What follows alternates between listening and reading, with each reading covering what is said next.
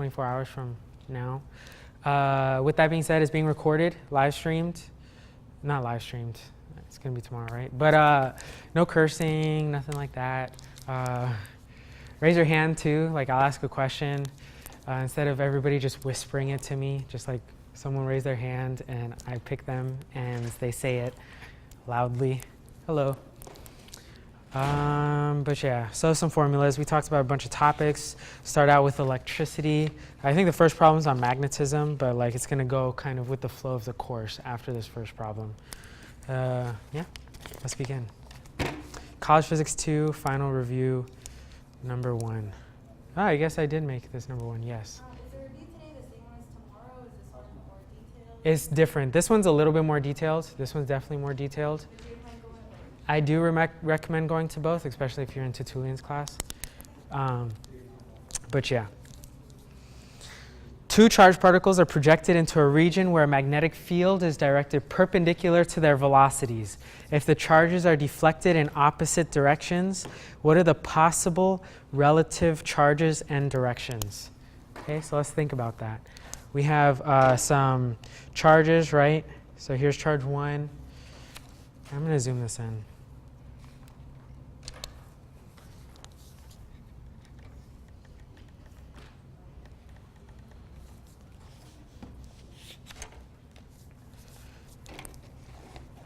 So here's the first charge, right? And here's the second charge. And they're in a uniform magnetic field. So let's say it's going upwards. It doesn't really matter. And they can be having a direction either to the left or to the right. But we want the fact that the charges are deflected in opposite directions. So let's look at the first option. If they both had 0 net charge and an opposite initial direction, so that means one would be going to the left and one would be going to the right, but they have 0 charge, what force would be created on them? What would be the value of the force on, say, one going to the left? Anybody? I'll give you a hint. We have 0 net charge. What's our force formula?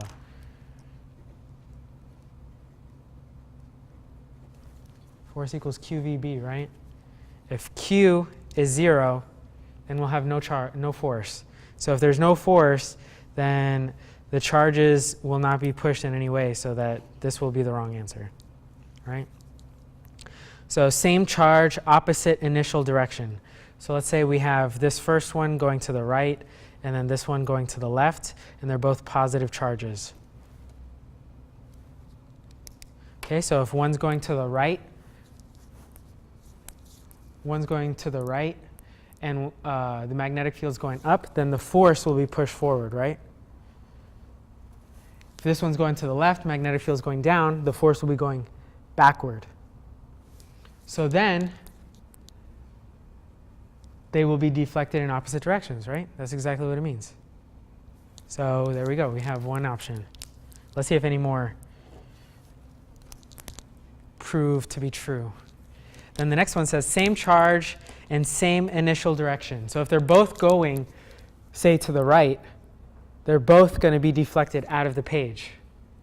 So that would be incorrect. If they were oppositely charged but put in an opposite initial direction, so say one was negative, this top one, going to the right, if it's negative, it's going to be pushed out the back of the hand, correct? And if this one is going to the right, but it's positive, it's going to be out of the hand, so they're both going to be directed into the page. So then this one would be incorrect. So our only option would be B. Any questions on that? Now, this one I'm going to have you guys do, okay? What is an other possible solution to the previous problem? Okay, so something that was not previously stated.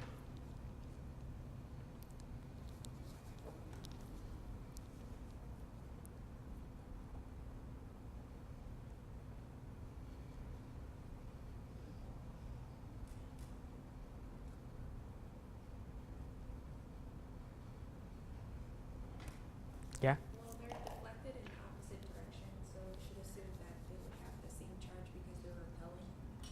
We're not talking about the electrical force in between them. Hello. But we are talking about the force, the magnetic force acting on them. Okay, so they could be really small charge so that those forces between each other would not be acting. But another example, another possible solution to this problem would be having opposite charge but same direction, right? That's not an option here stated, but if they're pushed in the same direction but one's positive and one's negative, the negative one will be pushed into the page, right? Because it's at the dorsal side of our hand, and then the positive one will be pushed out of the page if they're both going to the right. Does that make sense? So an other possible solution would be oppositely charged.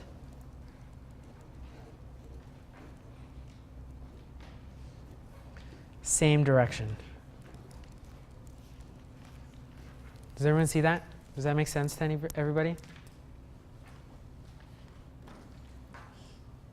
Any questions?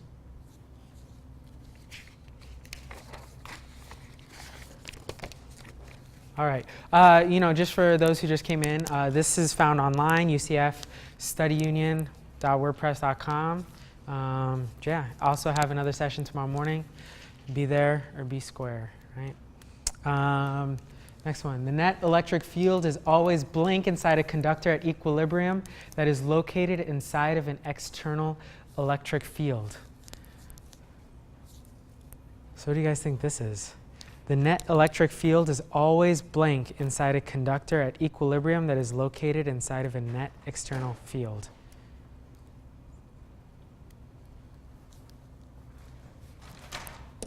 Is it 0? Is it 0? Why do you say 0?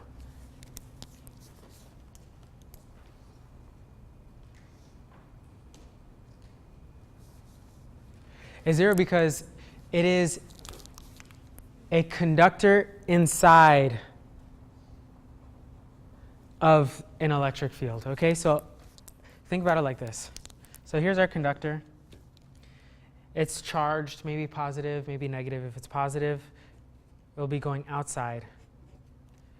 But the electric field inside will cancel with each other. So let's say it's a hollow sphere.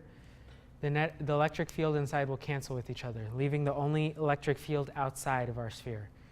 Okay? So that's why it's 0. Inside of a conductor. That's the key word. Does everyone see that?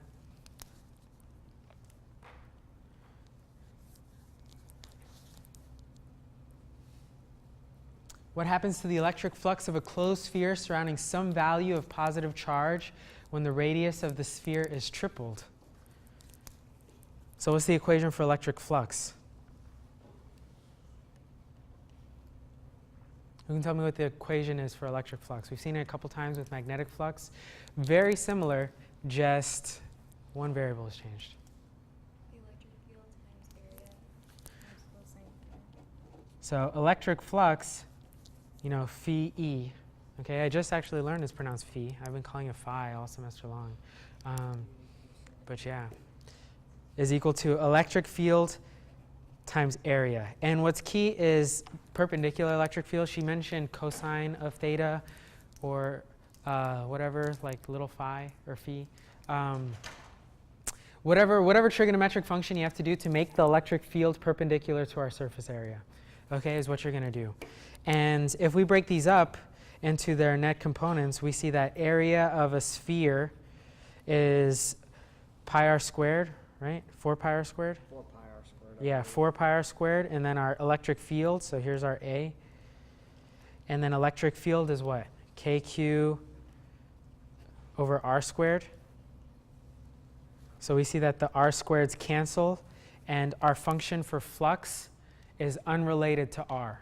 So if we increase the radius of our sphere by 3, by some fraction or some component of 3, then the flux will stay the same. You see that? Any questions? That's pretty cool, right? What about the time constant? What's the time constant of an RL circuit? So this is, might be useful when we're doing, decay of a capacitor or something, well, decay of current inside of a circuit, and we'll have the function, let's say V max, or let's just stick with what I was saying, A max times 1 minus e to the time over tau, negative t over tau, equals I at some time. That's negative t over what? Tau. This is our time constant tau. So time constant is tau, Greek letter tau. What is tau equal to? That's my question. Tau is equal to L over R. Okay? Or is it R over L? It's L over R, I'm pretty sure. But yeah, next question. Yeah, it's some math, right? The drawing shows an equilateral triangle, each side of which has a length of 2 centimeters. Point charges are fixed to each corner as shown. The 4 microcoulomb, and sorry I don't have like the actual mu symbol. I don't know how to find that on Microsoft Word. It's not on my keyboard. So I just put a U there. The 4 microcoulomb charge experiences a net force due to the charges QA and QB. This net force points vertically downward and has a magnitude of 405 newtons. Determine the magnitude and algebraic signs of charges QA and QB. So what I did here was I kind of like mixed up to what you're used to. Usually we'll like find the net force on this charge, but we're given the net force on that charge. And now we're asked for the charge on these 2 particles, okay? So we're gonna have to work backwards to what you're previously used to, okay? So let's begin. Write out our knowns, okay? And then we'll see what we got to do. So we know that F net is equal to 405 newtons. We also know F net is equal to the vector sum of the force of charge A plus the force of charge B. Okay? And it says this net force points vertically downward and has a magnitude of 405. So it's going to point vertically downward. So here's our F net. Okay, so if our F net is pointing vertically downwards, then we know that QA and QB are equal to each other because the distance is equal to each other and the vector points directly in the middle, okay? So that means they have to be equal to each other. So we can say QA equals QB equals question mark, right? Because that's what we're looking for. So each of this length is 2 centimeters. So we have 2 centimeters here, which is equal to what, 0.02 meters? Yes? Awesome. So then we can now find what's an equation for both vector A and vector B, right? So we'll have force A and force B, like so, equal lengths. We know that force A is equal to, well, what's our equation for force of 2 charges acting on each other? That's Q1 plus or times Q2 over the distance. The distance R? Yeah, R. Are we missing anything? K constant. What else? R squared, right? So here we'll have, we'll just call these Q from now on, just Q blank, okay? And then our 4 microcoulomb charge, we can call it Q2, right? So these will be Q1 and then these will be Q2 for the purpose of this equation, or for the purpose of this math stuff we're doing, okay? Yes, so we know that this is also going to equal to force B. It's just going to be in different directions. So I can set these equal to each other simply because there's no vector sign on the top. We're just showing magnitude, okay? And let's calculate this, right? Well, we can't because we don't have Q1. So let's take a look at breaking it up then into our x and y vectors, okay? So let's break up FA. So here's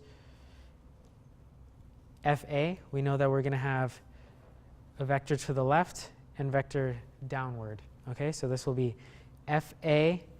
Say we have this angle, right? Because we know this is 60 degrees because it's an equilateral triangle. So we know that this is 30 degrees, okay? So then this will be FA. If this is our angle, we're looking at the opposite line, so it'll be sine of 30 degrees. And then this adjacent one would be FA cosine of 30 degrees. Any questions so far? No? And we're just going to do the same thing real quick with FB. So here's FB. So we have FB sine of 30, and then FB cosine of 30. Since FB equals FA, and these two are pointing in the opposite direction, they're going to cancel each other. So our FX net is going to equal 0 because FB, FA sine of 30 minus FB sine of 30 equals 0. Does everyone see that? Would everybody be able to make that distinction when seeing this problem? Okay, we see that this is completely vertical so that these charges are the same. If these charges are the same and these distances are the same, then these forces are the same, okay? And then here's our angle, which is also 30. So then Fy net is going to be equal to what?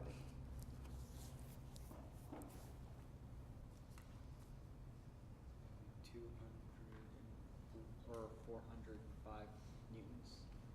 405 newtons, right? It's going to be 405 newtons because that's also our F net. If there's no x component and all we have is a y component, then our y component is just going to be our total vector sum.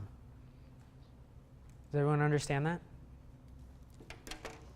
So Fy net is just also going to be the sum of these two. So if Fa cosine of 30 is equal to Fb cosine of 30, we can just call Fa and Fb simply F. And then we have 2F cosine of 30.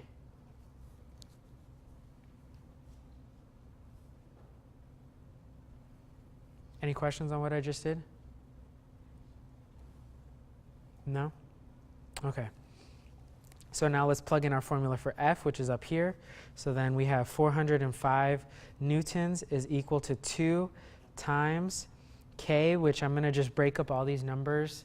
Well, not yet, actually. I'm going to solve for K, Q1, Q2 over R squared times cosine of 30.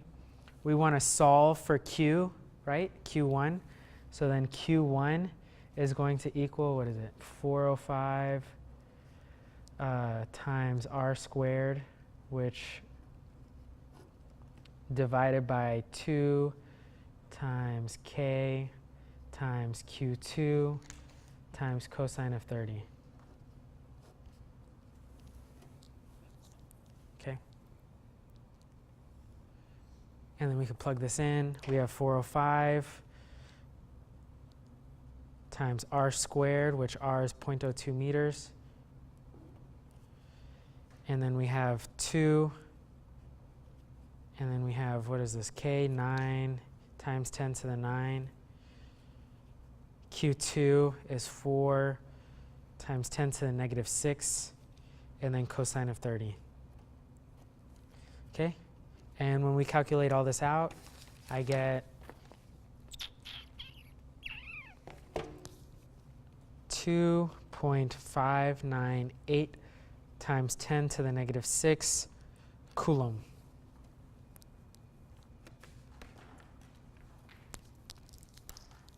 Questions? I have a question for you. We answered the first part, determine the magnitude. But what about the algebraic signs of these charges? What is going to be our algebraic sign of these charges? Shout it out. Let me hear it. Would they both be negative? Would they both be negative? Who wants to confirm Samuel here? Because they're attracting the positive charging close forward. Because they're attracting the positive charges, right? Opposites attract. So they're going to be negative. Okay, so we'll have a negative charge and a negative charge here. Does that make sense? Come on, y'all should know this. Thank you, Samuel. That was very good. An empty capacitor is connected to a battery and charged up. The capacitor is then disconnected from the battery, and a slab of dielectric material is inserted between the plates. Does the potential difference across the plates increase, remain the same, or decrease?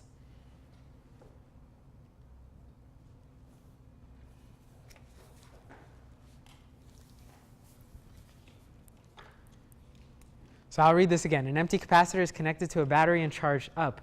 The capacitor is then disconnected from the battery, and then a slab of dielectric material is inserted between the plates. Does the potential difference across the plates increase, remain the same, or decrease?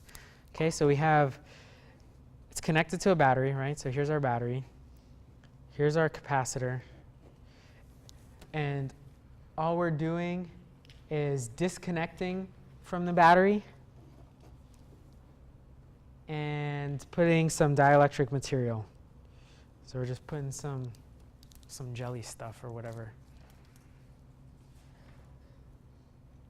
What do you think is going to happen to the potential difference across?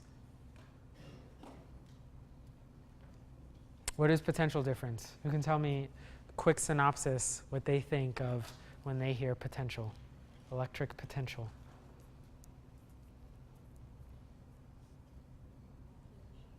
Voltage, right? Voltage. So if we put something to block our voltage, is it going to increase, remain the same, or decrease? Decrease, right? We'll have a decrease in potential. Does that make sense? Not too hard to guess on, right? Any questions? Cool.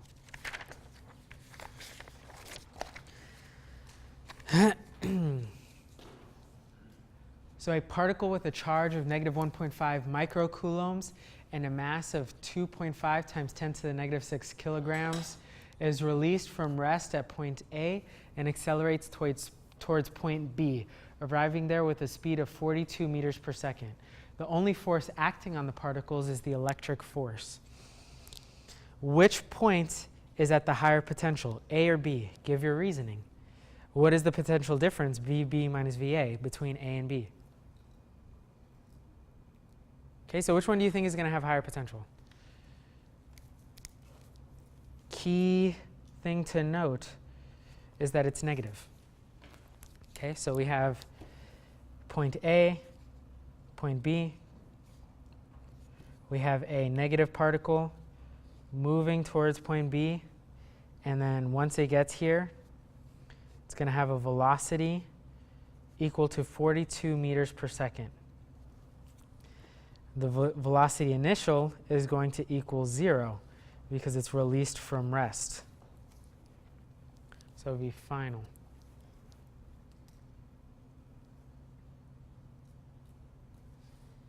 Okay. What is higher potential? Well, obviously A would have higher potential because if it's at rest, it's at its highest potential. If it's at rest, it's at its highest potential.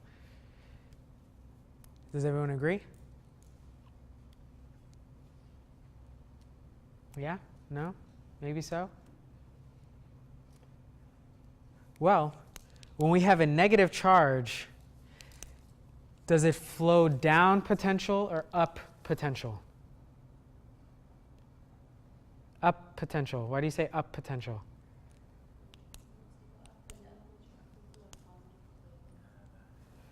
Right? So we have a positive plate and a negative plate. Think of being inside of a parallel plate capacitor. Our positive charge plate will have high potential. Our negative plate charge will have low potential. So a negative charge will go from negative to positive. A positive charge will go from positive to negative, right? So awesome, thank you. That means point B will be our higher potential. So it works opposite with negative. It works opposite with negative. So any basic knowledge that you have on positive charges, it'll just be reversed for negative. Okay, so positive falls down, negative goes up. Positive goes right, negative goes left.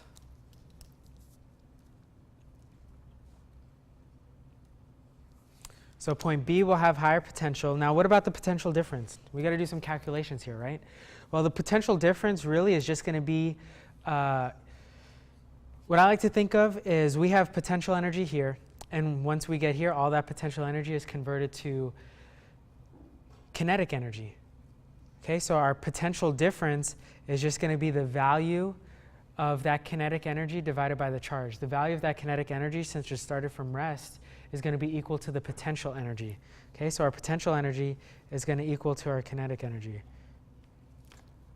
Our potential difference is just going to be the potential energy divided by charge, right? Because we know U is equal to V times Q, right? So if we solve for V, then V is equal to U over Q. So if we know that U is equal to KE, we can simply substitute KE into it, and we know that KE is equal to 1/2 mv squared, all divided by our charge. So we plug in these numbers, we have 0.5, which is just our 1/2, times our mass, which is 2.5 times 10 to the negative 6. I know it's like kind of redundant having kilograms there, but kilograms is our SI unit, so I didn't want to like have it in milligrams, and then like you have to times 10 to the negative 3 just to get it, you know, like I tried making it easy. 2.5 times 10 to the negative 6 kilograms, so that's our SI unit, and then velocity is going to be 42 meters per second squared. And I'm also notorious for like not putting in my units while I solve problems. Y'all should, okay? I don't have space, limited and whatnot. Yeah, and then what's our charge? 1.5 times 10 to the negative 6 coulomb. Okay. Oh, this is cool, right? This negative 6 here is cancel. That'll solve out easily. What I get is V is equal to 1,470 volts. V B minus A. Any questions?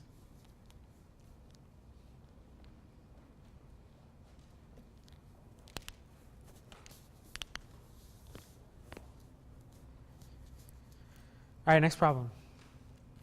The potential energy is characteristic of the charge field system. The potential is characteristic of the field only. The potential has a value blank in an electric field. So it has a value only at a point where there's charge, at every point in the electric field, at every point in space, or only when we're looking. What do you think it is? I think it's D. You guys agree? No? What do you guys think?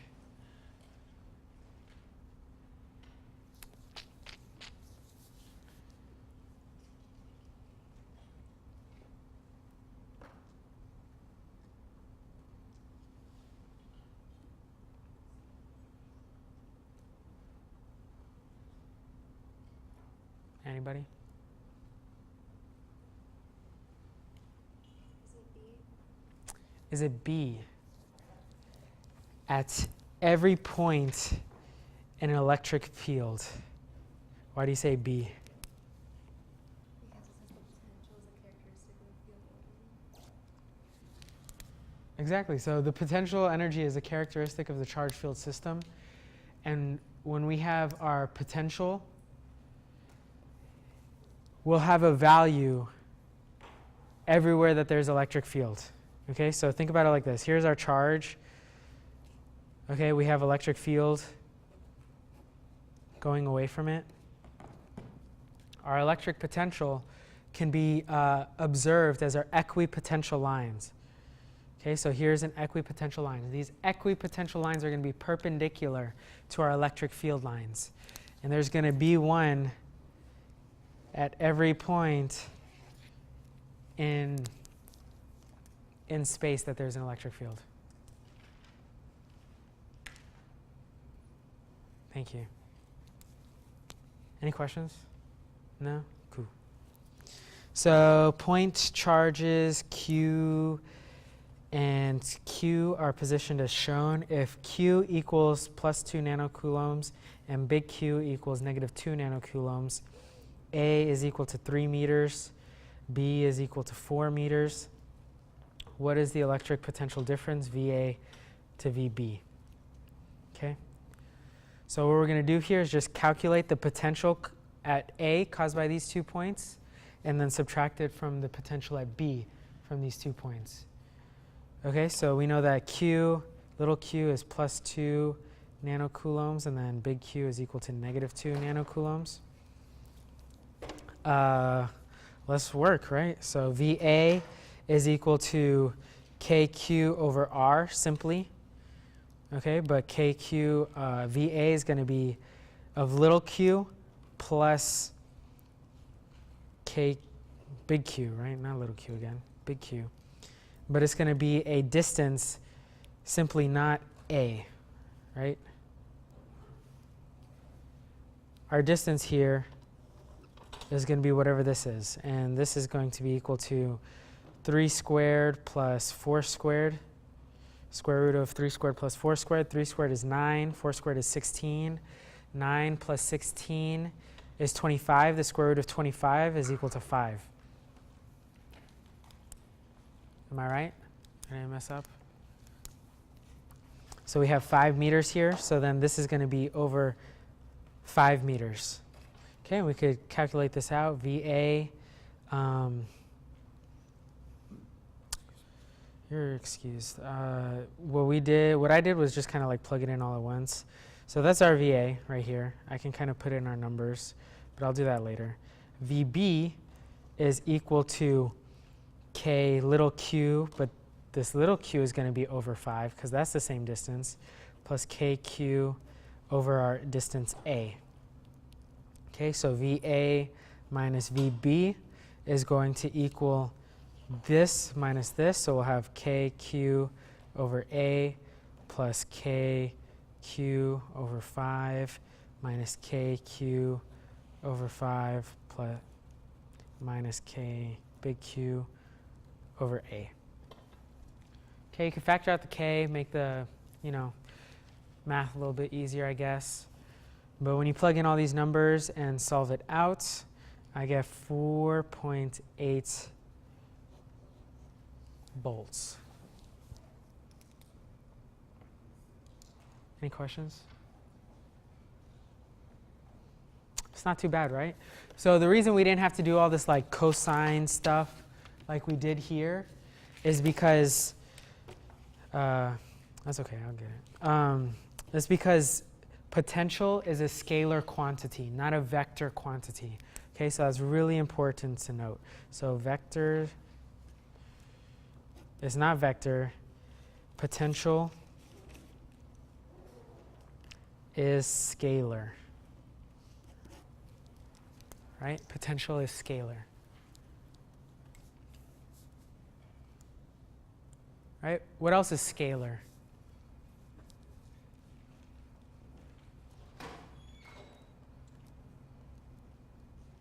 Any ideas? No idea? I'll let y'all think about that then, right? Put that like on your sidebar notes. What's a scalar quantity?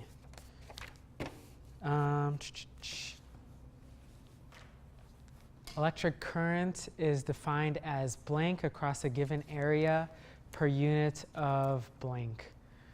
So defined as A, movement of charge per unit of time, movement of time per unit of charge, flow of electric field per unit of distance, flow of electric field per unit of time. What do you guys think? A? Who else agrees? Who disagrees? You also agree? I agree with A, right? Flow of charge per time. That's pretty elementary physics too, right?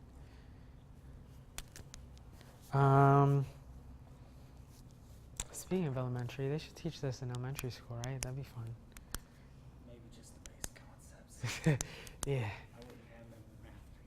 definitely not the math, but magnets are cool. I feel like magnets would be really fun in elementary school. Pretty sure we had got to play around with them back in the day. Yeah, I had like a little toy that you could like draw on his face with little shavings and magnets and stuff. You know what I'm talking about? Yeah. Two materials have different resistivities. Two wires of the same length are made. One from each of the materials. Is it possible for each wire to have the same resistance? Yeah? No? What do you guys think? Who says no? Raise your hand. Who says yes? Raise your hand. Raise your hand higher. Nobody. So is there like some third variable that I'm unsure of? Like some third dimensional yay or nay? No? Nobody knows. What's resistivity? What's resistance? Okay, so we have a wire, right? So here's some wire. We just discussed that charge flows through here over some time period, and that's called current.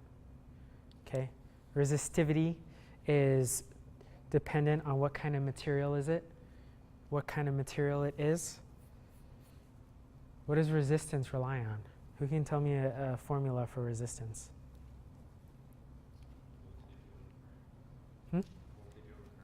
Voltage over current. What about in terms of resistivity? The Greek letter rho.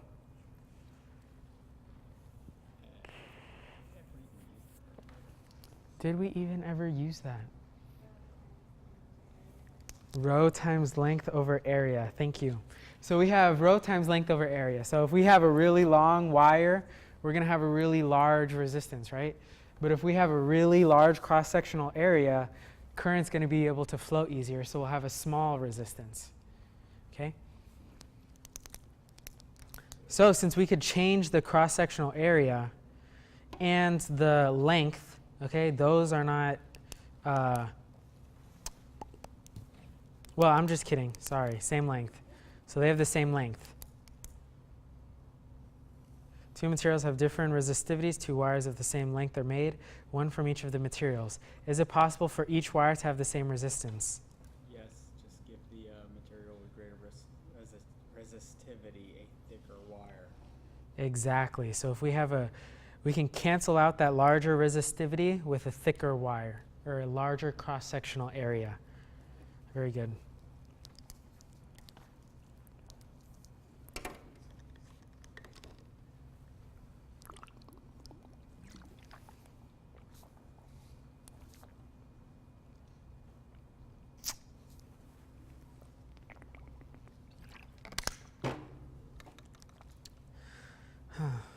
So a stereo receiver applies a peak AC voltage of 34 volts to a speaker.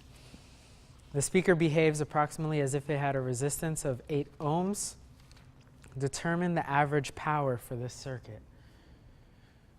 Sounds complicated, right? No, it doesn't. This is cake, right? Y'all should look at this and be like, freebie, okay? Just one key thing, okay? It tells us that we have a peak AC voltage, but it asks for the average power. Okay, in other terms, we have our max value and our RMS value. We're going to need to be able to convert between the two. Okay, so we know that power is equal to a couple of things, right? We have IV. We can like use Ohm's law to convert this into V squared over R. And one other thing, but I don't really care about because I want to use V squared over R because we're given a voltage and we're given a resistance, right? So we're going to use, we want our RMS power, right? Because it says average. And we're given our peak AC voltage. So what are we going to do to convert this voltage? Divide by the square root of 2. Thank you. So we'll have this is equal to 34 divided by the square root of 2 squared over our resistance 8 ohms. And then that should give us our answer, right? I did the math. What number am I? 13. Got 72.25. What's our units for power? Watts. Right? Oh, this is a multiple choice. So what do we have here? 72 watts. That works. That's close enough. It's close enough.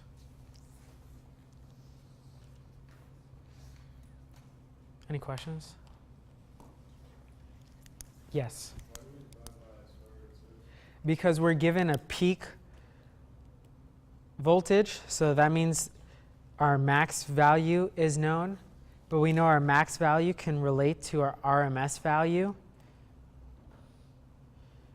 by some factor of the square root of 2. Okay, and so what we did is we wanted our RMS value here. So we divided over the square root of 2 here. So that VRMS is equal to Vmax over the square root of 2. Okay, and the reason for that is because when we have like, AC current, we'll have like some max value, some minimum value, whatever for voltage. Voltage goes up and down. As it goes left and right, our current, it'll have a max value, and then our RMS value is just like the average one that we get. And like through math, we discovered it to be the square root of 2 to depict that. Next question. 3 resistors, one of 25 ohms, another of 45 ohms, and a third of 75 ohms are connected in series. A 0.51 ampere current passes through them.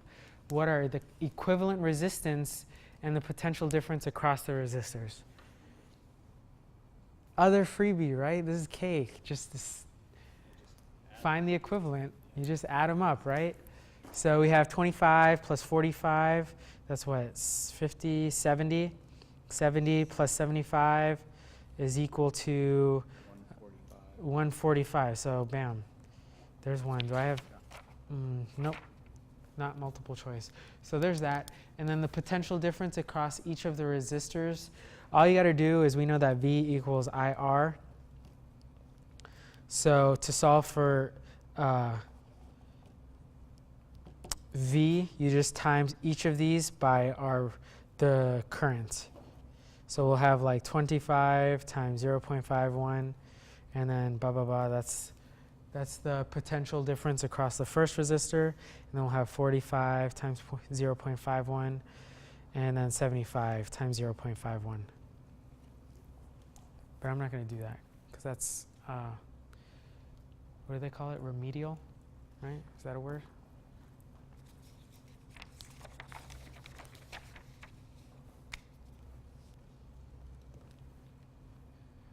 $9:44, just in case anyone was wondering. Hour and 15 minutes. We're really just an hour, because I'm in 15 minutes early. Have some questions.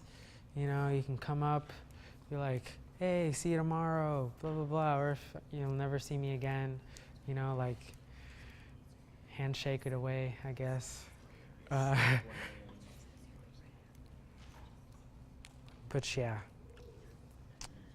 Let's see. Calculate the equivalent capacitance of 4 capacitors in series if the capacitors have values of 4 farad, 3.5 farad, 8 farad, and 2 farad. Okay, so very similar. Yeah.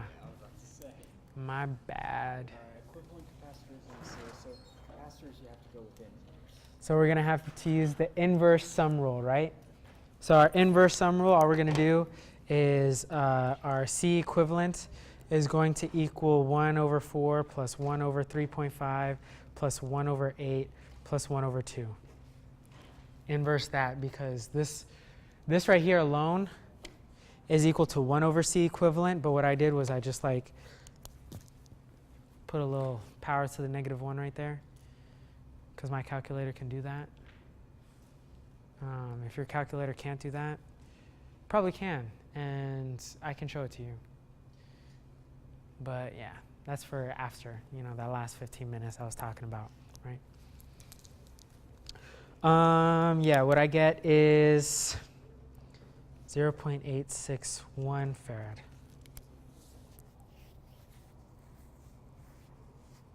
That makes sense, right? Because it should be decreasing in value when we do the inverse. And the other one made sense because they increase in value, because when you do the normal summation, it's just simple addition, right? So let's look at this next one. A proton is projected with a velocity of 3.5 kilometers per second into a magnetic field of 1.2 Tesla. Excuse me. Perpendicular to the motion of the proton. What is the force that acts on the proton?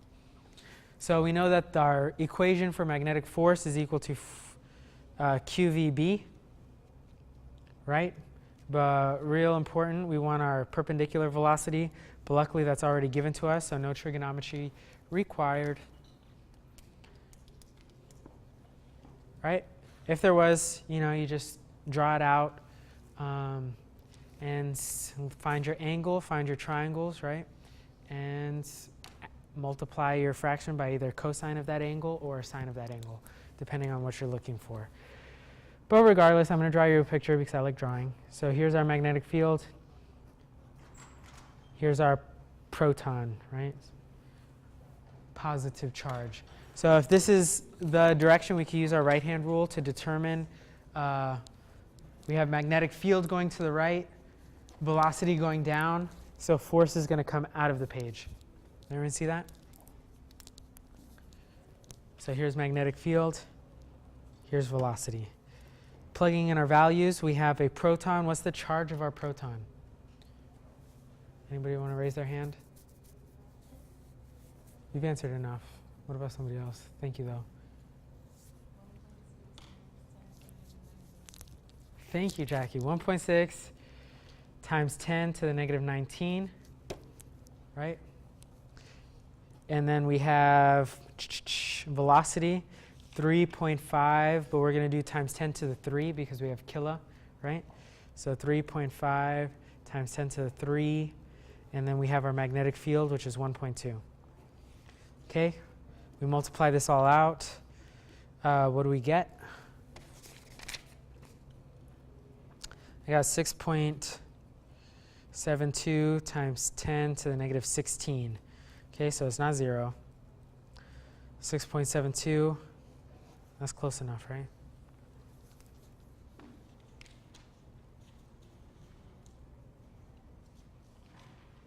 Any questions? Cake, absolutely cake. You guys are going to do so good on your final. Like, I'm sure y'all been stressing. Like, this is going to be so hard.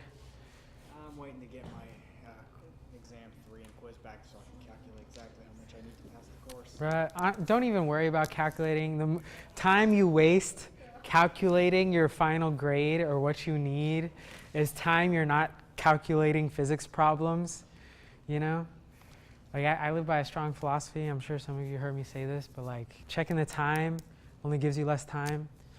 So, yeah. Question? No, I think it's like 22, something around there, 18 to 22. But yeah. Okay, next problem. We have an electron moving perpendicular to a magnetic field, 3.7 times 10 to the -2 Tesla, moves in a circle of radius 0.5 centimeters. How fast is this electron moving? Okay, so let's look at this. Let's say that the magnetic field is going into the page. We have some circle with radius r. Okay. So it's moving perpendicular. So here's our electron, negative charge, moving perpendicular, right? We have into the page is our magnetic field. There's our velocity. At all points in time, it's perpendicular to our velocity. So what is the value of this velocity? We know magnetic field is equal to 3.7 times 10 to the negative 2. And we know that r is equal to 0.5 centimeters. But what's that? 0.005 meters? What do we do here? This is crazy. They're asking us to find the velocity. We don't have a simple equation to like solve this.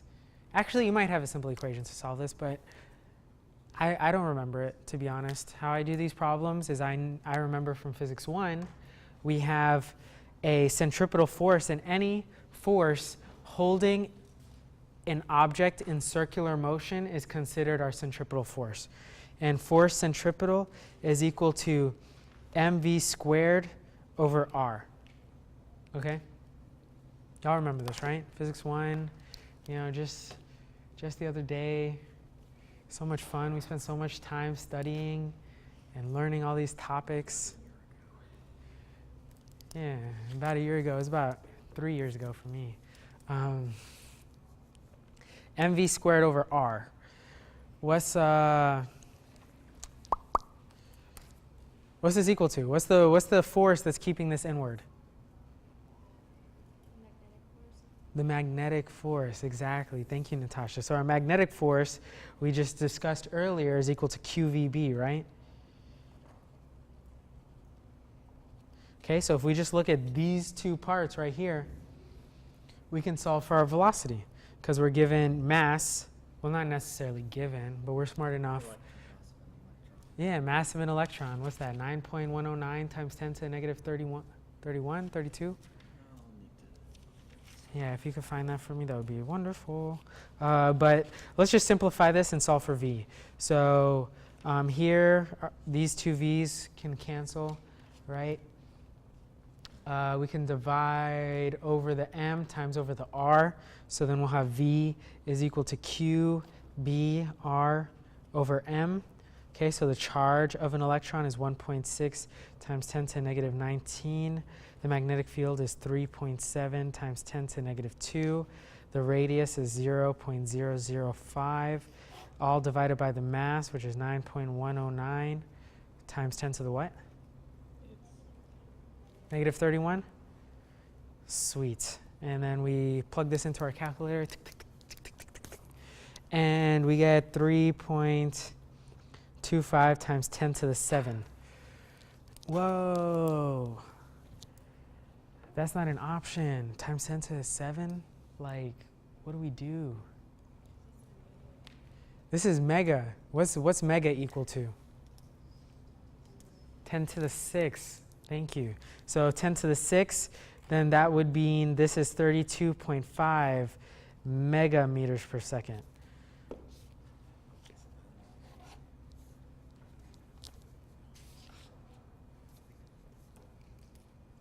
Any questions?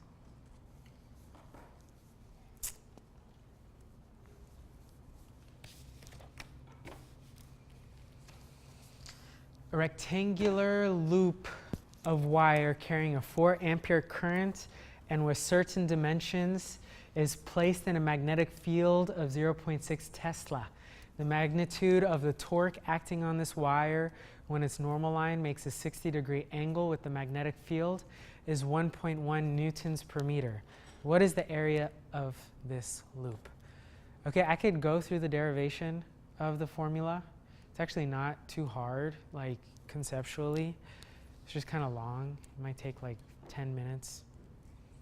And I don't feel like doing that, right? Yeah, she feels me, right? But you're going to have it on your formula sheet. You've had it on your formula sheet before. And if you didn't have it on your formula sheet, that's because you can make your own formula sheet and you forgot to put it on your formula sheet, right?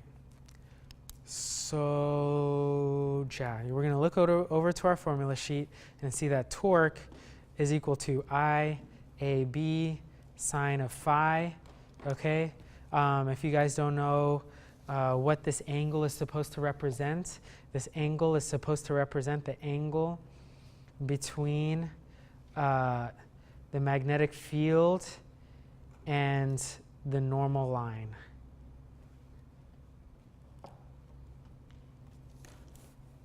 Okay, So the angle between the magnetic field and the normal line. So if we're given the angle between the plane of our loop and our magnetic field, we're going to have to use cosine of that angle. Or we can still use sine, but we'll be using sine of 90 minus that angle. Do you get what I'm saying? Because we want the angle between the normal and the magnetic field. So here's our loop, right? Okay, we're looking at it from the side here. If we looked at it down, we would see the hole. We'd see the cross-sectional area. But here's our normal line. Say here's our magnetic field. Here's our 60 degrees. Say if this question gave us 30 degrees between our plane and then our magnetic field, we would have to do 90 minus 30 to get our 60. Or we can just use cosine of 30, because cosine of 30 is the same thing as sine of 60. If you don't believe me, go back to trigonometry. Questions? No? Cool. So let's kind of reformulate this to solve for A. So then, just looking at this, we have A is equal to torque. Divide out the rest. So then we have I, B sine of phi. Okay, plug that in, and we get our area equal to 0.53 meters squared, right? It's a cross-sectional area, so it's meters squared. And we look at our options. That's B.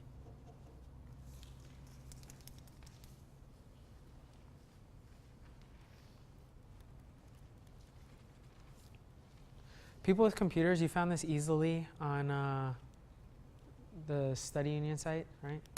Cool. I'm looking for that. Sorry, I logged in late. Where would I find it? Yep, so you can find it. This website right here, ucfstudyunion.wordpress.com. I have 2 reviews posted up, one for my tomorrow session, and then the one that we're doing right now. I see one that your handwritten, right? Yeah, you should have been deleted. I just kind of posted that up there so I don't get deducted, get in trouble, because we had to have it up by last week, but I definitely made this yesterday. Yeah, so I just took a picture of my notes and posted it up there. Luckily, they don't check. Well, luckily, they don't check these YouTube channels either. What else? A loose spiral spring carrying no current is hung from a ceiling. When a switch is thrown so that a current exists in the spring, how do the currents move? How do the coils move? Right, so let's kind of draw this out. We have our roof, okay? My roof's kind of stuccoed. I don't know what you guys have. Then it goes in the front, goes in the back, right? So we have this loop.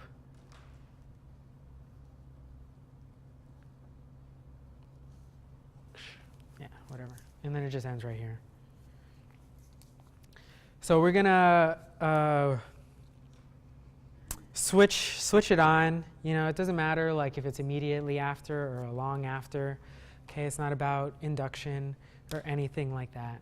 Okay, it's about the interactive forces between 2 current carrying wires. Okay. So what do you guys think? Are they going to come closer together, farther apart? I'll give you a hint. It's not at all, okay? Or could it be widening of the loop's diameter? What do you guys think?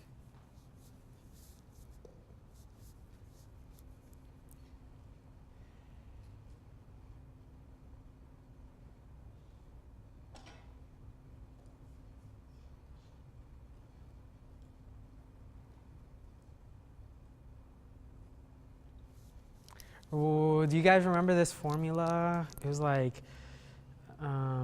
force, that's an E, not an F. Force is equal to things like mu naught I1, I2 over 2 pi R. I don't know if that's it exactly. I'm just coming from memory there. It doesn't really matter. This one's just the force acting on a wire from an other current carrying wire. Okay, so I'm just going to go behind the concepts behind it. Don't write this down because that's probably wrong. But if we have two currents, so two wires carrying current, say they're in the same direction, okay? Using our right-hand rule number 2, we know that this top wire is going to have a magnetic field going into the page on top of this wire, right? So current flowing through a wire is just charge through time, right? So that means our charge is going that way. So we can kind of think of it as like the velocity of our particles. So we're going to have the velocity of our particles going to the right. The magnetic field is going into the page from this one.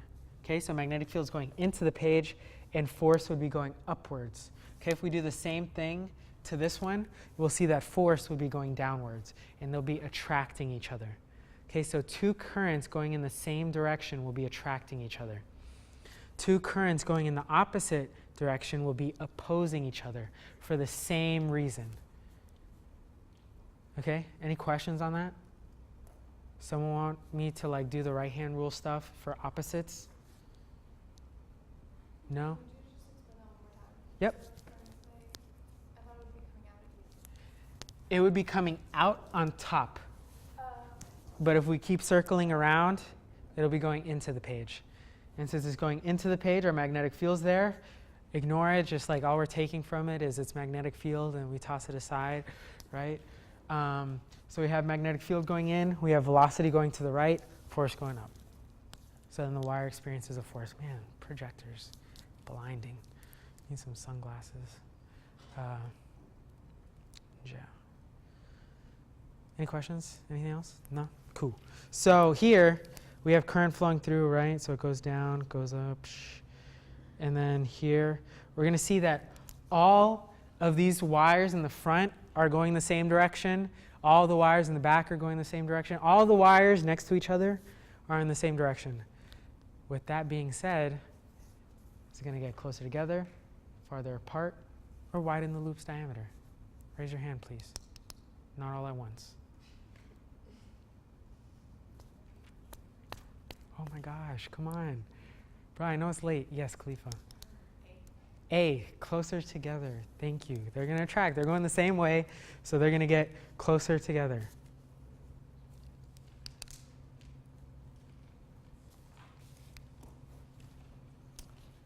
Do we need like a jumping jack break or like some stretches? Yeah, everybody take like 30 seconds, a minute, okay? Stretch out, stand up, okay? At least do like, maybe just like sit down, stand up, okay? Everybody squat with me. Oh, feels good, waking up.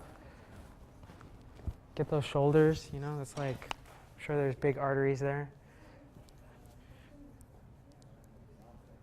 And you got your axillary artery, which branches right off from the aorta. And then right before that, yes? Just a quick thing for Tertullian. 24 questions? You hear that?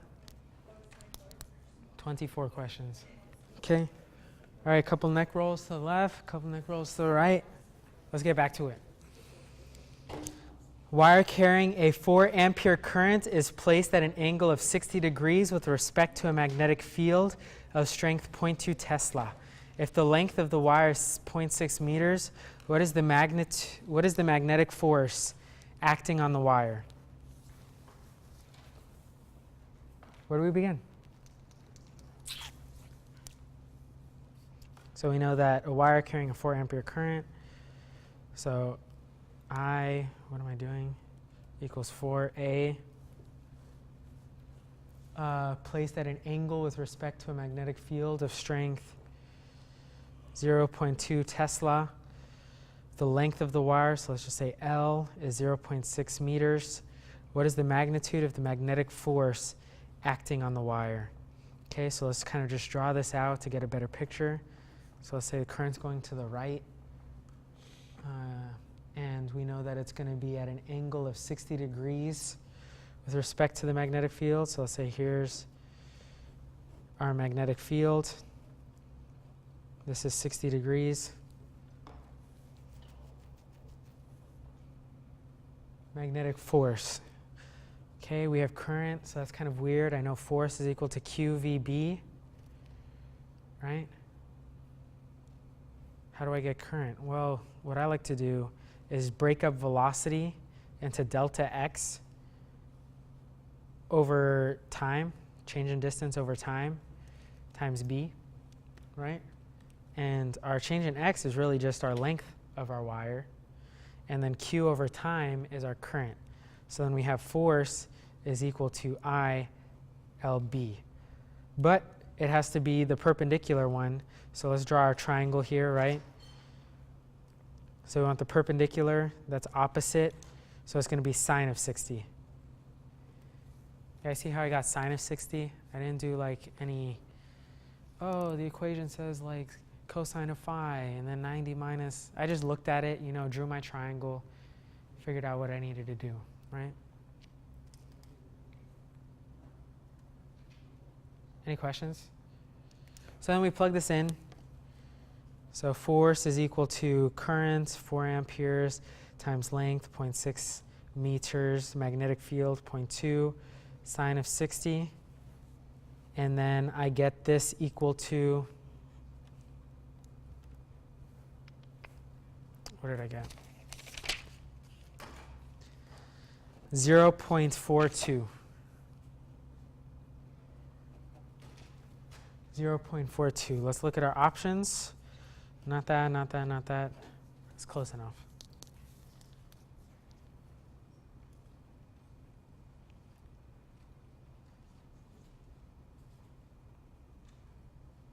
Questions? Cool. Damn. We're halfway through. We're like, I mean, halfway through time, but more than halfway through our exam. There's like 34, 33 questions. Okay? So what I'm trying to say here is have more questions for me. Yes? I wanted to ask regarding the angles. I know they're incorporated in a lot of the equations that we use, but sometimes Yeah, so like what I was just saying is screw whatever the equations say. Like it'll say times sine of whatever. Okay, I usually just like to look at draw it out myself, look at the diagram, find the perpendicular vector to our current, right? So here's our perpendicular vector. And I know that this is our angle right here. Sine of theta is equal to opposite over hypotenuse. Hypotenuse is our magnetic field. So I just times over magnetic field to get our opposite vector, which is the perpendicular, aka B perpendicular.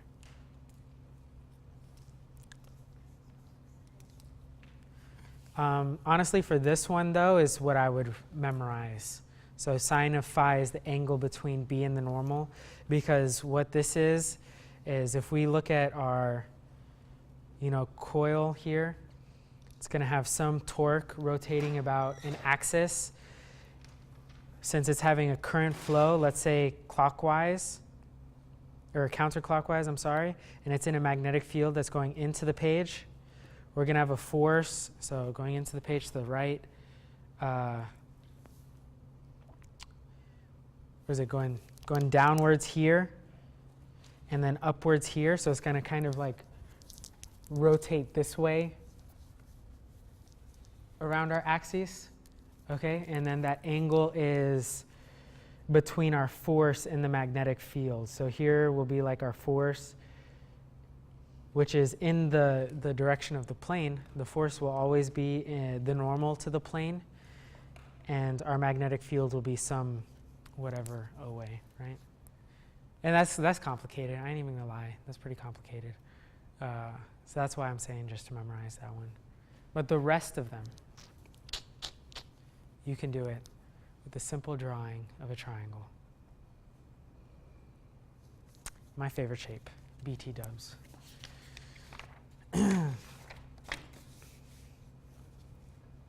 If a current in a wire is quadrupled, by what factor will the magnetic field a distance r away change? So how do we relate our magnetic fields to our current?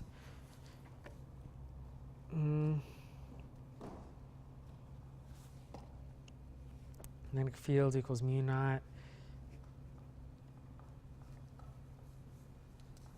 I over 2 pi r.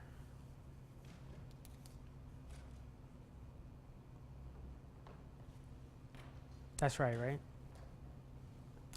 I don't remember exactly, but I'm pretty sure the r is not squared. Okay, so if the r is not squared, then this, the magnetic field distance r away is changed. So if the current is quadrupled, the magnetic field is directly proportional, so it'll be increased by a factor of 4. Okay. If the power over a solenoid is tripled, by what factor does the magnetic field generated increase? So how do we relate power and magnetic field? We know power is equal to what? I times the potential through the solenoid, right? Or something like that. I, we can actually just use this equation, solve for I though. So then we have I is equal to B times 2 pi r divided by mu naught. And then we could plug that in here. So power is equal to B times 2 pi r times V over mu naught. And again, we can see that magnetic field is directly proportional to power. So if the power is increased, then the magnetic field is increased by that same value. Any questions?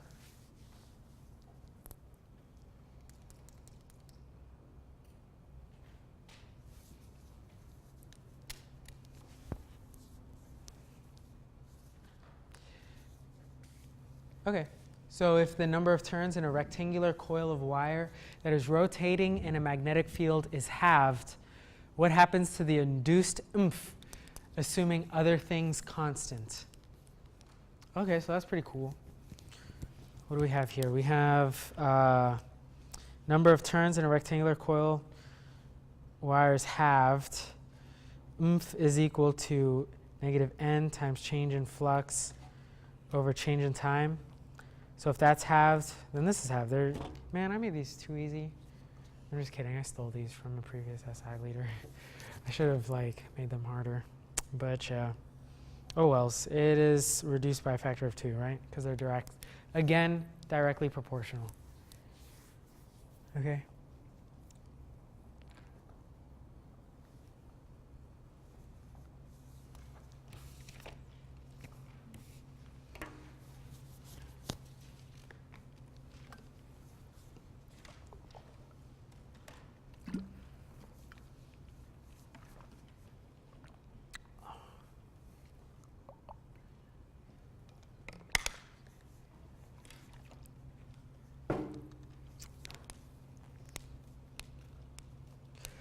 A rectangular coil lies flat on a horizontal surface. Bar magnet is held above the center of the coil with its north pole pointing down. If the magnet is pulled away from the loop, what is the direction of the induced current in the coil if looking from above? All right, this is pretty fresh in y'all's memory, so I'm going to let you answer this for me. And also, I'm trying to kill time.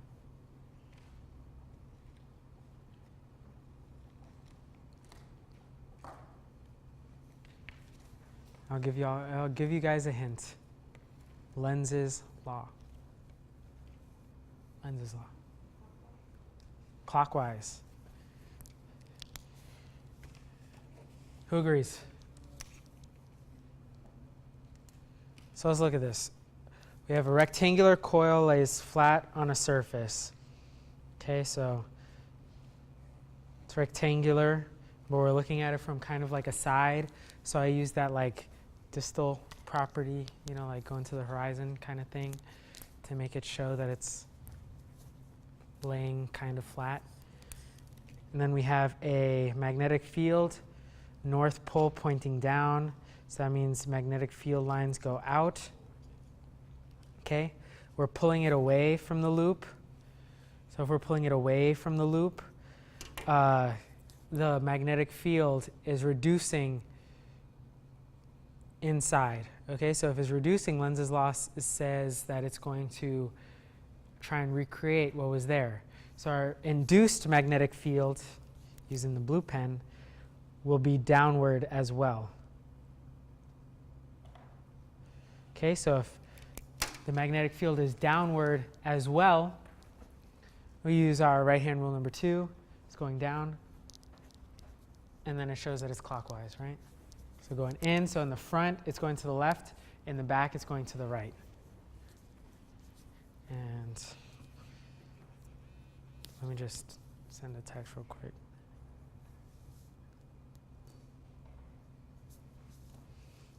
But any questions on that one?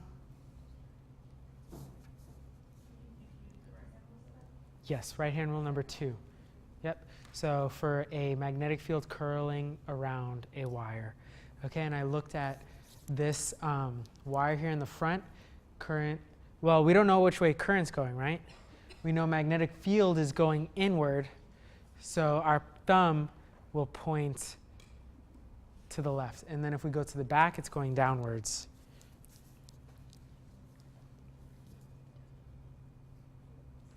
Yes, but for the next one, a conducting loop of wire has an area of 150 centimeters squared. So we're going to have to convert that right? And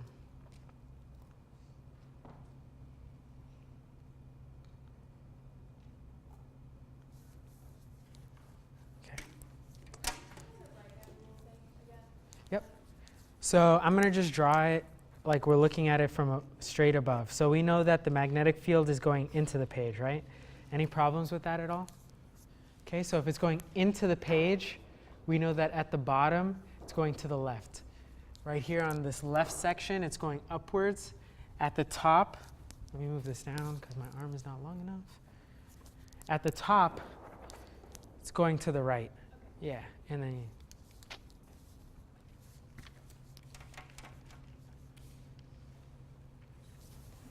a conducting loop of wire has an area of 150 centimeters squared and a resistance of 12.5 ohms. So area equals 150 centimeters squared. We're going to have to divide that by 100 twice. Okay, so if we divide that by 100 twice, what do we get? So by once, we get 1.5 again, 0.0015 meters squared. Okay, do you see why I did it twice? Any questions on that? No? Resistance of 12.5 ohms. Magnetic field, 100 Tesla. At what rate must the field be reduced to induce a current equal to 0.1 amperes? So what we're looking for is the change in magnetic field over time.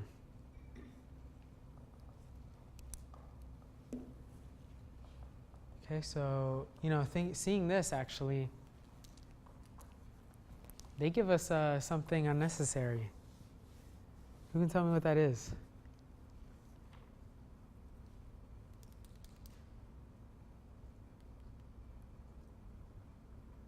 Oh, there it is.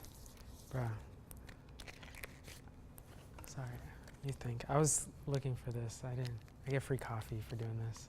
I thought they gypped me. Any idea? No? Okay, well, I'll start working along. If you all see it, all right, shout it out, okay? Jess, what rate? So we know, is it the resistance? Nay. Is it the current? No. Is it the area? Nope. Oh, we had to No, but thank you for volunteering. I very much appreciate it. It brings joy to my session, okay? Some activeness, okay? Honestly, when I took physics, I did like SI and stuff, and I was just like wrong all the time. And then being wrong helped me learn the right, right? But yeah, so you guys pretty much said everything except for magnetic field. So the answer is magnetic field if you guys did not deduce that by negative reasoning. And why that is because here we have change in flux is what we're looking for.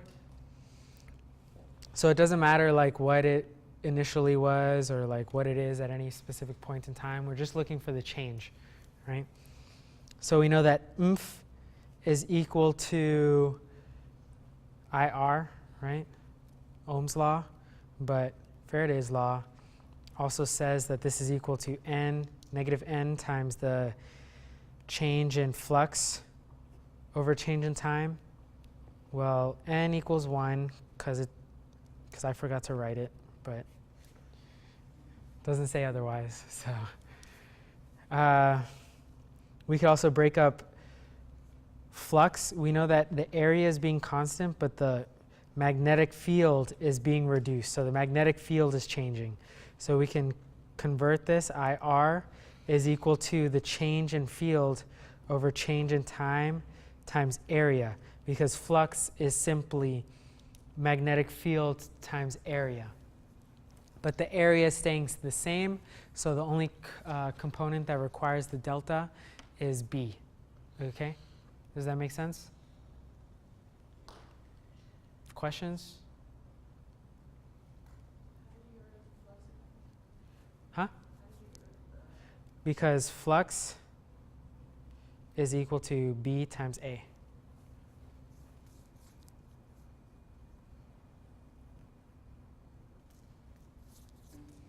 Okay, so then we just solve for delta B over delta T by dividing out the A. Okay, so then delta B over delta T is equal to plugging all this stuff in. I don't feel like doing that, but I get, what number is this, 25? 83.33.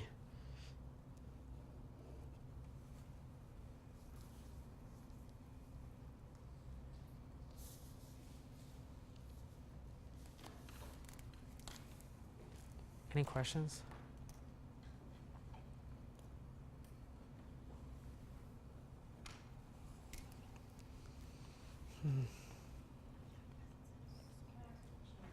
Yes.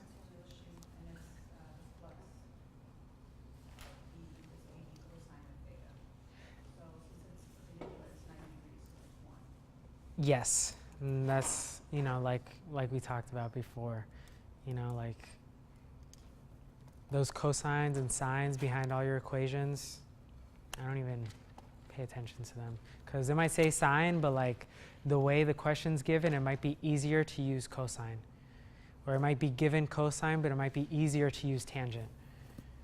Okay? There was an angle involved that I'd have to use those. How would you word it kind of? Yep, so let's say the magnetic field is positioned like 25 degrees from our cross-section, from the normal of our cross-sectional area. And if it's from the normal of our cross-sectional area, so we have, here's our cross-sectional area, but it's like perpendicular with the page.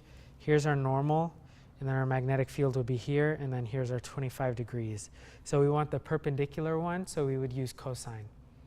If it gave us this angle, like say if it gave us, what would this be, 65, I think?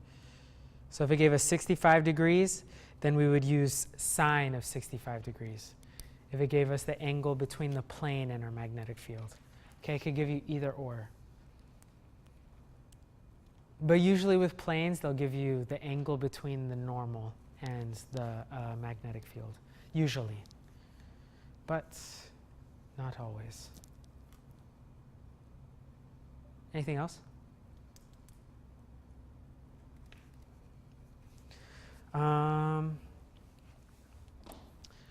Circular loop of wire is held in a uniform magnetic field with the plane of the loop perpendicular to the field lines. Which of the following will not cause a current to be induced in the loop?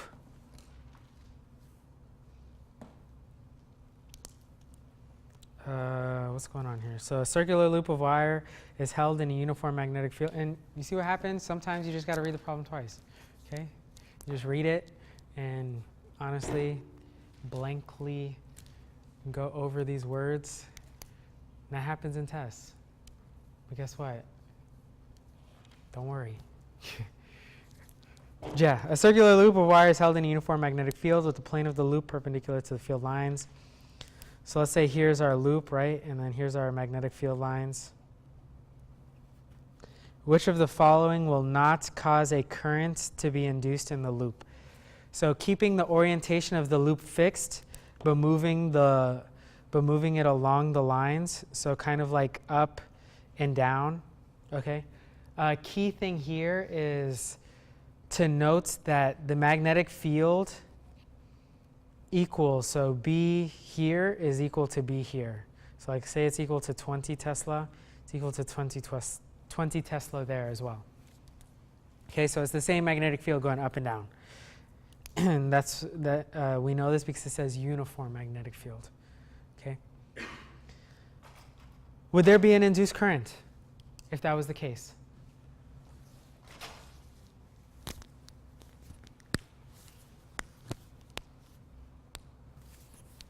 Any idea?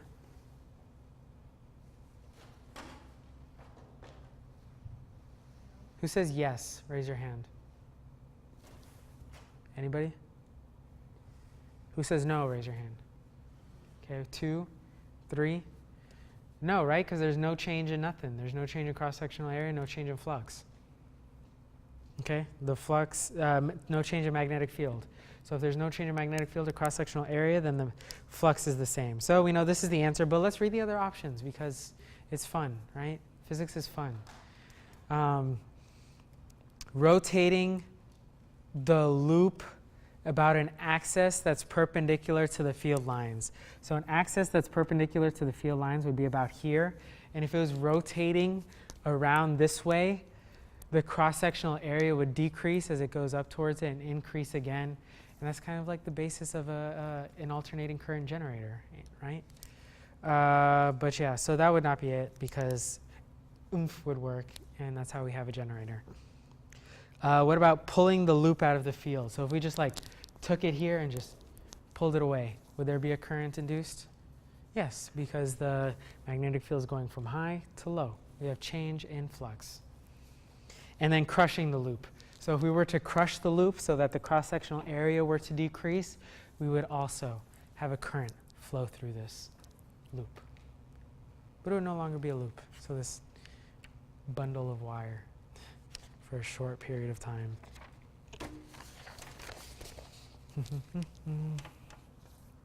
At an instant of time during the oscillations of an LC circuit, the charge is momentarily maximum. At this instant, the energy stored across the inductor is described by which of the following? Different from that across the capacitor, has its maximum value, is impossible to determine, or 0. What do you guys think?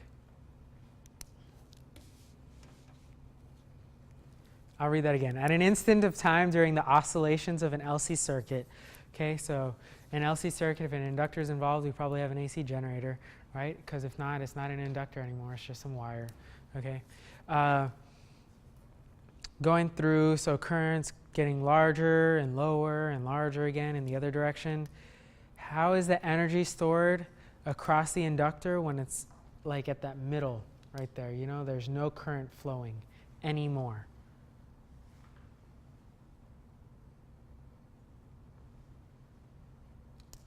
The energy is going to be 0 because if there's no current flowing through an inductor, then it has no energy. We can go through the derivations, but it's actually really long, not like 10 minutes anymore, more like 18 minutes, and it requires calculus. I love calculus, so if you guys want to do it, I can do it. I just got to pull out my other notebook, though. But yeah, y'all don't need that. Just know that the energy in an inductor, when there's no current, 0. What about at the instant of time during the oscillations of an LC circuit, the current? backwards. Sorry, let's go back. The charge is momentarily, the current is maximum. Okay, and how that actually is, like I can kind of draw it out without like the equation. We know that here's an inductor, okay?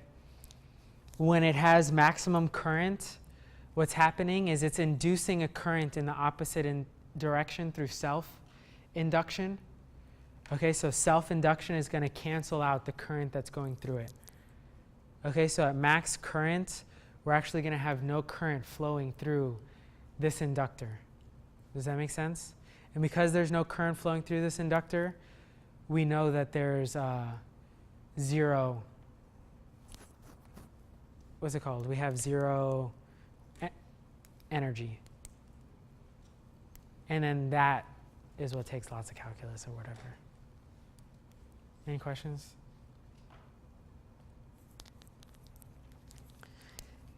When the current is zero, so the current being supplied by the AC generator is zero, the inductor is still creating, what's it called? Current itself. The inductor is still creating current itself. So there will be a current, but in the opposite direction. Okay, and kind of the role, I don't know if you guys ever have understood this or caught this previously, but the role of an inductor is to what's it called? Make an AC circuit direct current. So it'll turn AC current into direct current. Alternating current into direct current. And that's because of how its self-induction opposes it. Does that make sense? Okay, so now let's look at a capacitor. So here, current is momentarily zero. So at this instant, the voltage across the capacitor is described by which of the following? Okay, so I kind of gave it away last time. It's going to be zero, and that's because when current is zero, there's going to be no charge in our capacitor. And V is equal to like Q over C or something like that. If charge is zero, then potential is zero.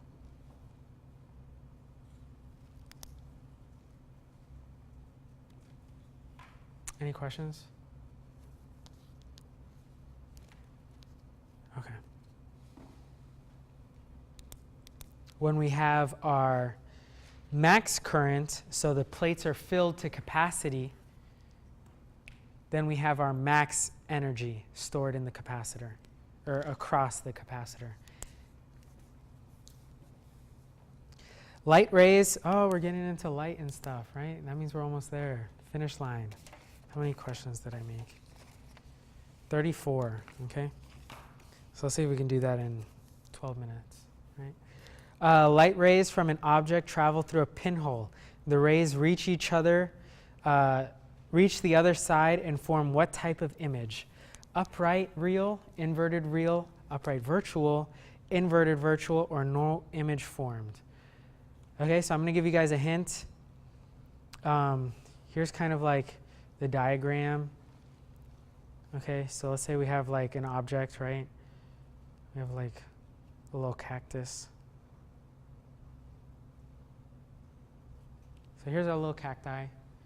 Okay, light's going to go through the pinhole. The light from the top is going to go through the pinhole, but go straight to the bottom.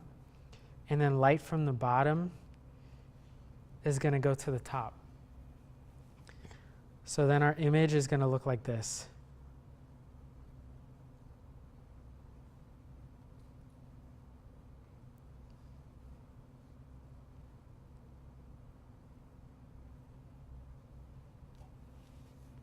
Right? Have little porcupines.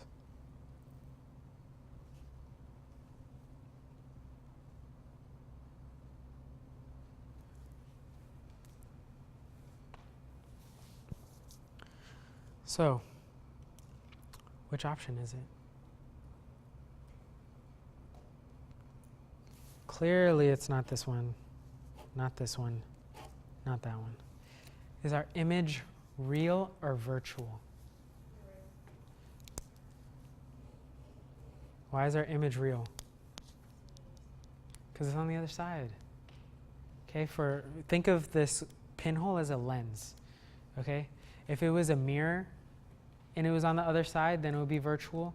But because this pinhole is kind of like a lens, and it's on the other side, it's real. Okay? Any questions? Cool.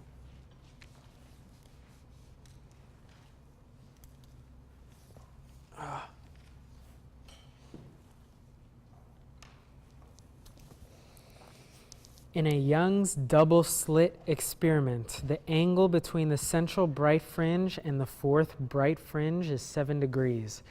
What is the distance between the two slits if the frequency of light is 5.4 times 10 to the 14 hertz?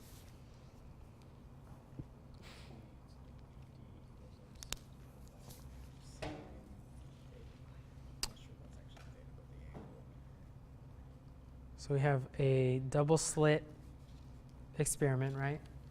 Here's our two slits, 1, 2. So we have our central bright fringe, 1, 2, 3, 4. Here's our fourth bright fringe, right up there. We know this angle, 7 degrees. We also know that the equation for our double slit experiment is d sine of theta equal to m lambda for bright fringes. All right, if it was for dark fringes, it would be m plus 1/2. Does that make sense? So we have this m equals 4, right? Because the middle one, central bright is 0. So this is central bright, this is first bright, this is second bright, this is third bright. So actually it would be up here.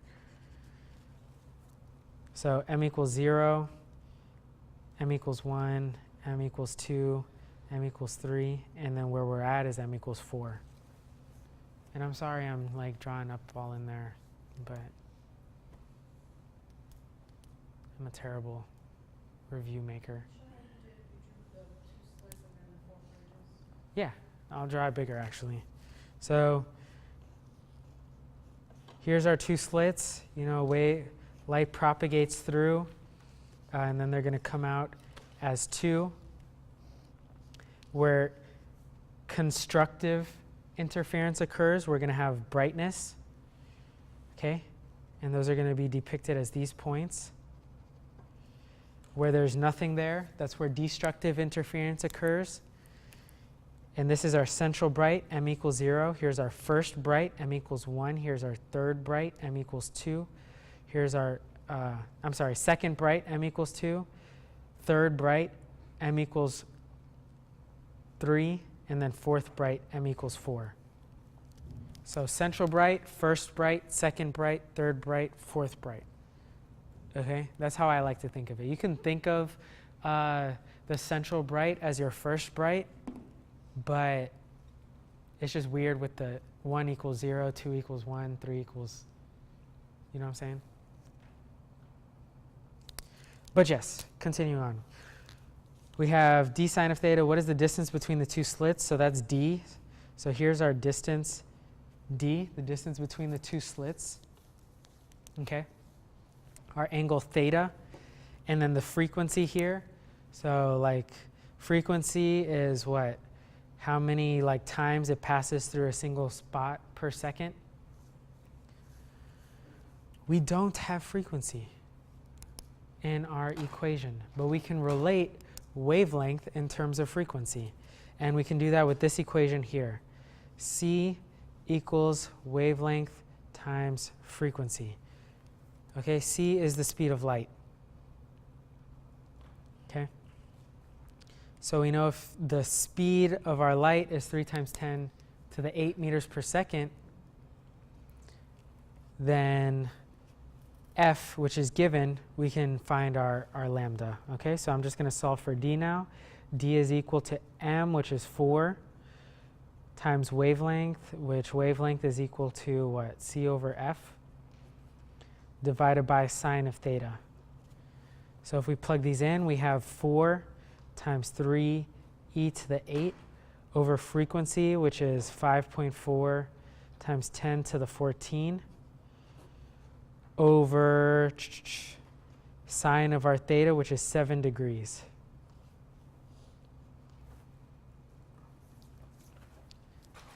We plug this all in, and I get d is equal to 1.82 times 10 to the negative 5 meters, which is option C. Yes? Yep, so if it was for dark light or dark fringe, we would use this equation.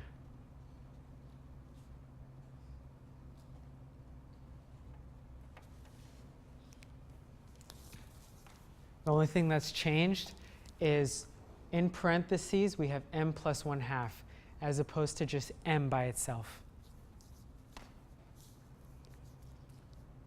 What about if we had a single slit? What if this was a single slit experiment? What would our equation be?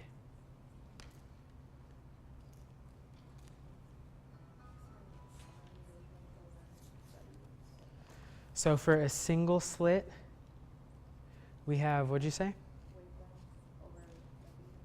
So we have wavelength over W is equal to sine of theta. Okay, and what's our W? The width of our slit. Okay, so the width of our slit. For the double slit, we have D as the distance between the two slits. Okay, so it doesn't matter what the width of our slits are. But for single slit, the width matters. Okay, because if we have a slit that's greater than 1/10 of the distance between the slit and our film, light is just going to go straight and act as a beam. Okay? If our width of our slit is smaller than 1/10 of the distance between the length of our slit and the screen, it's going to do some crazy quantum physics stuff and make these fringes. Okay? Why is that? Physics 3, all for you guys to go and learn about. Physics 3. It's cool stuff. You don't have to take the class. I mean, all the info's online. Like, you can Wikipedia anything now. Nobody lies on Wikipedia. I donate too much money every Christmas to Wikipedia for them to lie. Okay? Like, huh? So long as you work with solid sciences. Yeah, as long as you work with solid, you start looking up zoology, you'll find something about like dragons and what is it, the liger. Let's just say making things freely editable. Bro, it's freely editable. Have you ever tried editing something on Wikipedia? You need to get like confirmation, like have your references cited out. If you don't have references, they like explicitly, like say it on the page.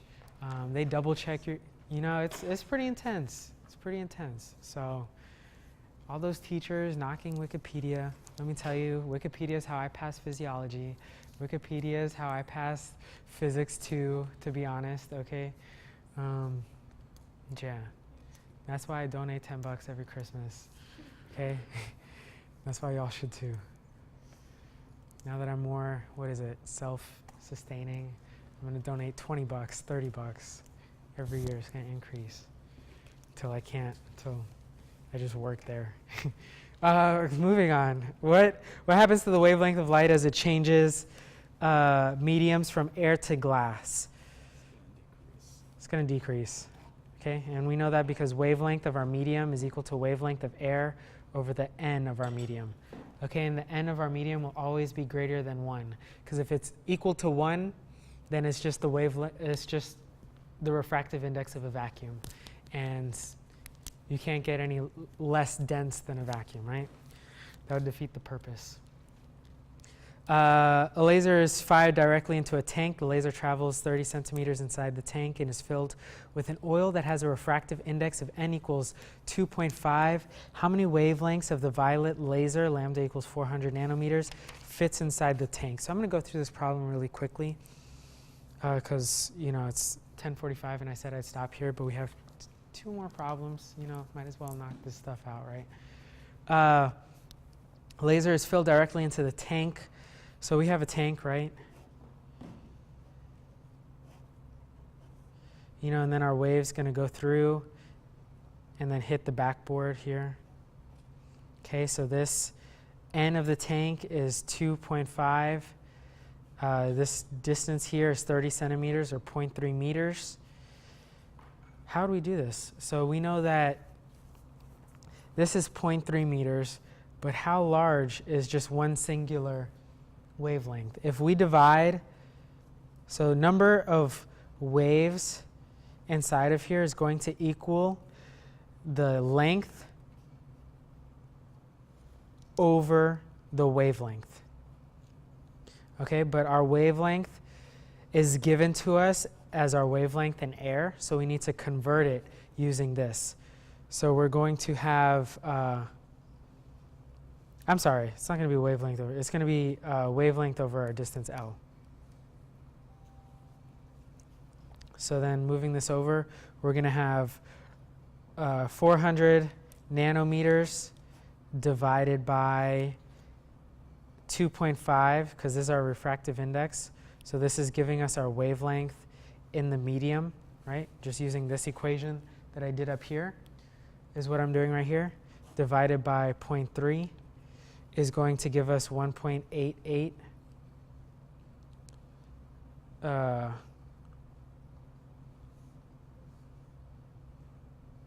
Wow, I'm sorry. I was right the first time. Like, I'm just going to stop messing with you guys and be for real right now. Number of waves, okay, is equal to length over wavelength. 100% for sure.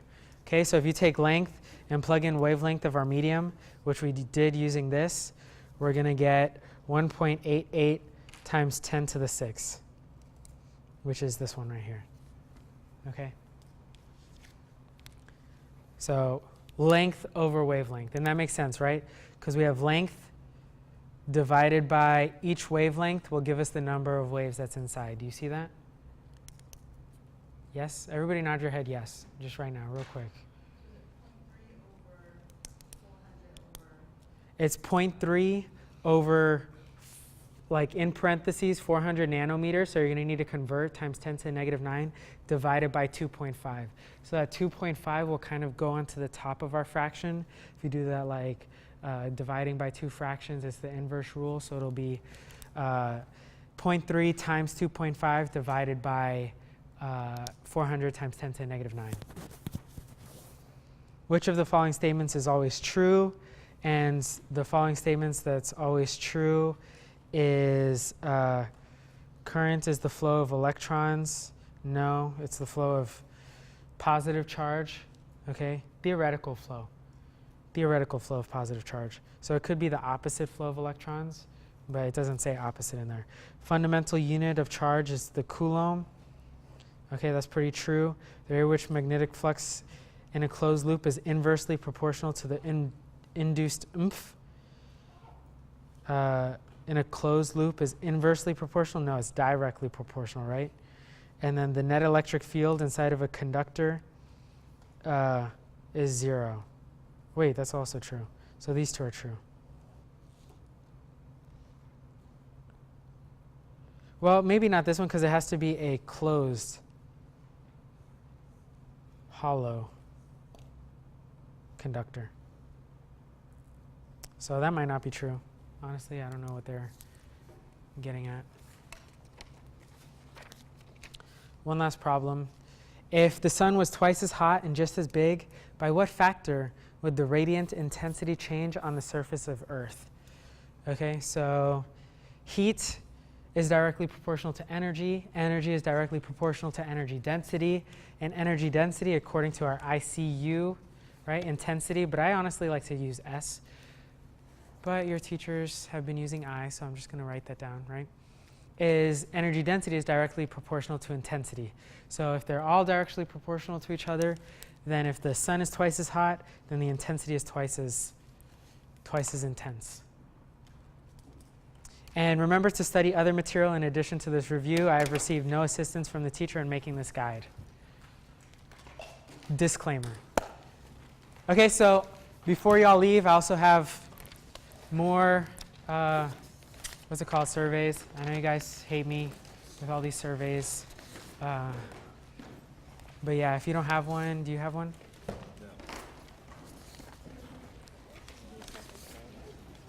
Yeah. Yes, right now, please. Any questions? Yes. What's the number they want on top of this? Please bubble the. To be honest, I have no clue. They literally. Let me just look through my bag of stuff. I have no idea. I'll just like. Just leave it blank. And you could just leave it on the table.